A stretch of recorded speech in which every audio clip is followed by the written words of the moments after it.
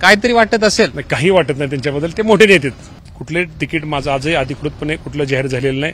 नम्रपणे सांगितलं होतं, जर माझ्यामुळं अडचण येत असेल तर मला थांबण्याची माझी तयारी आहे. कुणी उमेदवार असलं तरी कुणी असेल तरी मामा या नात्याने तुम्ही मतदान करा, हा माझा त्यातनं हेतू आहे. मला अजून काहीच, मी माझी तयारी 5 वर्ष असते. मला अजून कुणाही पक्षाने अधिकृतरित्या सांगितलेलं नाही. आपल्यासोबत इंदापूरचे विद्यमान आमदार दत्तात्रय भरणे आहेत. आपण त्यांच्याशी बातचीत करूयात. मामा आज उजनीमध्ये मत्स्यबीज सोडण्यात आलं, कसं बघ? खूप समाधान आहे. कुठेतरी आपण गरीब माणसासाठी काहीतरी काम करतोय आणि गरीब माणसाच्या चेहऱ्यावरचं हास्य एक त्यांना आनंद देतोय. हे पेक्षा आयुष्यामध्ये काय आहे? म्हणजे असं जर काम केलं, आज त्यांनी माझी इतकी, त्या गरीब महिलांनी माझी इतकी त्यांनी कामाची त्याची स्तुती केली, त्यांना खूप समाधान वाटलं. आज नक्की आज संध्याकाळी झोपताना मला थोडं एक समाधान वाटलं. कुठेतरी एक गरीब माणसासाठी, जो भुई समाज आहे किंवा मच्छीमार समाज आहे, त्याचा समाजासाठी आपण गेली 1-2 वर्ष करतोय, त्याचा निश्चित प्रकारे मला एक आनंद आहे. तुम्ही आता असं म्हणालात की झोपताना समाधान वाटेल, खरं तर आज दुसरं पण समाधान वाटेल की आपला जो प्रतिस्पर्धी होता तो दुसऱ्या पक्षात गेला. हो का? मी ते कधीच त्याच्या बाबतीमध्ये कधी, म्हणजे मी कुठल्या गोष्टीची मी काळजी घेतो पण काळजी करत नाही, माझं पहिल्यापासून आहे. त्यामुळे मला ते प्रतिस्पर्धी वगैरे कोण माझं, मी नव्हतं कोणाला प्रतिस्पर्धी मी मानतच नाही.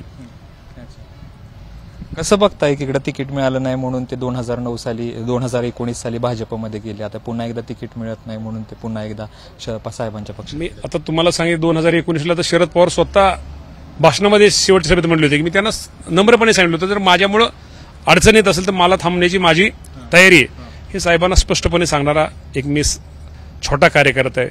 त्यामुळे मी आजही तुम्हाला मी सांगतो, माझं कुठले तिकीट माझं आजही अधिकृतपणे कुठलं जाहीर झालेलं नाही आणि मी कुठेही अजून हे केलेलं नाही.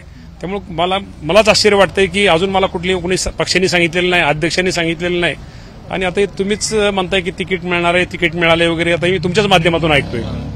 आम्ही तुमचाच एक व्हिडिओ आहे की तुम्ही मामा आहात आणि तुम्हीच उमेदवार आहात आणि अशा पद्धतीने मतदान करा, तुम्ही स्वतः उमेदवार आहे असं तुम्ही स्वतः म्हणालात आणि त्या दृष्टीने चर्चा सुरू झाली. नाही, मामा आहात म्हणजे तुम्ही मामा म्हणजे उमेदवार काय मीच नसेल नाही काय? कुणी उमेदवार असलं तरी कुणी असेल तरी मामा या नात्याने तुम्ही मतदान करा, हा माझा त्यातनं हेतू आहे.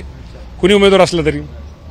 लोकसभेच्या वेळेस चर्चा झाली होती, त्यानंतर आता पुन्हा एकदा हर्षवर्धन पाटलांनी निर्णय घेतला. मग असा निर्णय हर्षवर्धन पाटलांनी का घेतला असं तुम्हाला वाटतं?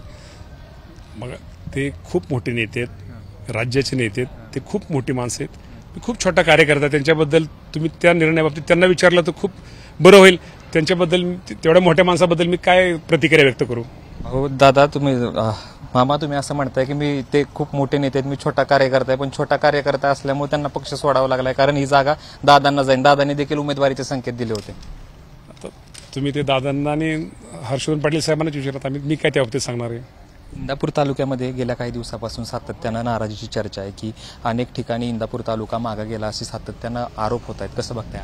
तुम्ही इंदापूरमधून आला ना, आता तुम्ही 10 वर्षापूर्वीचं इंदापूर बघा आणि आजचं इंदापूर बघा. शहर बघा, गाव बघा, वाडी बघा, वस्ती बघा, ह्या गोष्टी तुम्ही बघा. ह्यातनं तुम्हाला समजेल इंदापूर मागे गेले का पुढे गेले. मी कशाला उत्तर देईल? त्या गावातले लोकच तुम्हाला उत्तर देतील. विधानसभेची तयारी कशी सुरू आहे?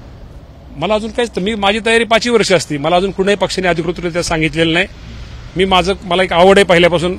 5 वर्ष लोकात जायची, लोकात फिरायची, लोकांच्या सुखदुःखात जायची. फक्त निवडणुकीपुरतं नाही, 5 वर्ष लोकांच्या सुखदुःखात असतो, लोकांच्या कामात असतो, लोकांच्या विकासात असतो. लोकांना खूप मोठी मदत केलेली आहे. त्यामुळं तयारीचा विषयच नाही. मला तयारीला म्हणजे मला पक्षाने सांगितलेलंच नाही. पण अजित पवारांनी संकेत दिले, तुम्ही देखील म्हणजे फिरता आहात, तुम्ही असं म्हणतायत की तयारी नाही करत आहे, पण एकंदरीत आता मी 5 वर्ष फिरतोच ना, 10 वर्ष पण फिरलो होतो. फिरला असताना शेवटी शरद पवार साहेबांना सांगितलं होतं. आज पवार साहेबांना कधी विचारा घरी जाऊन की माझी थांबायची तयारी.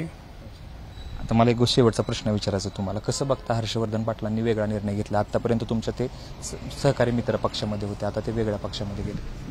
आता हो का, त्यांना जे योग्य वाटत असेल त्यांनी तो निर्णय घेतला असेल. आपण त्यांच्याबद्दल, मी मागे सांगितलं, ते मोठे नेते, त्यांच्याबद्दल मी काय प्रतिक्रिया व्यक्त करावी? पण काहीतरी वाटत असेल? काही वाटत नाही त्यांच्याबद्दल. ते मोठे नेते गेले, ते बरं झालं तसं तरी वाटत अजिबात नाही. ते मोठे नेते, मी त्या बाबतीत ते मोठे नेते, तुम्ही ते प्रतिक्रिया त्यांना विचारले तर खूप बरं होईल.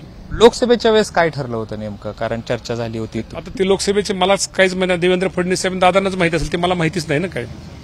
तर अतिशय सावध प्रतिक्रिया जी आहे ती दत्तात्रय भरणे देताना पाहायला मिळतात. आता नेमकं त्यांच्याच त्रासाला कंटाळून गेलेत का किंवा यांना उमेदवारी अजित पवार गटाकडून मिळणार म्हणून हर्षवर्धन पाटील गेले असल्याची चर्चा आहे. आता दत्तात्रय भरणे त्याला साफ नकार देताना आपल्याला पाहायला मिळतात.